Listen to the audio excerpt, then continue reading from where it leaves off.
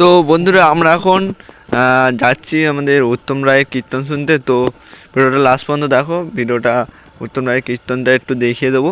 আর ফুল ভিডিওটা আজকে দিতে পারবো না, আজকে শুধু ওই কীর্তনটা একটু দেখিয়ে দেবো, ঠিক আছে? ভিডিওটা একটু দেখো আর লাইক কমেন্ট শেয়ার করে দিও, ঠিক আছে? আমরা যাচ্ছি এখন 4 বন্ধু, ঠিক আছে? ওখানে গিয়ে কথা হবে, চলো। তো বন্ধুরা এইটা হচ্ছে উত্তম রায়। তো উত্তম রায়ের কীর্তনটা একটু শোনো, আমি সাউন্ডটা একটু মিউট করে দিচ্ছি, ঠিক আছে বন্ধুরা? আর ভিডিওটা লাস্ট পর্যন্ত দেখো।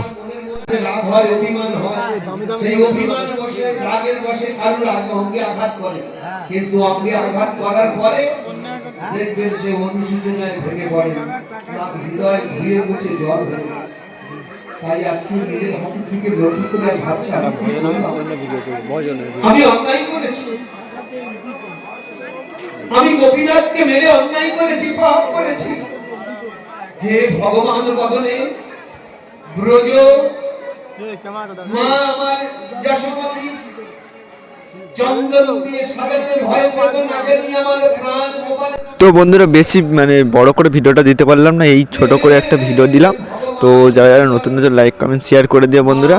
তো দেখা হবে নেক্সট কোনো একটা ভিডিওতে, আর ফুল ভিডিওটা আমি নিয়ে চলে আসবো, ঠিক আছে? খুব তাড়াতাড়ি। তো গুড নাইট, শুভরাত্রি, সবাই শুয়ে পড়ো, টাটা।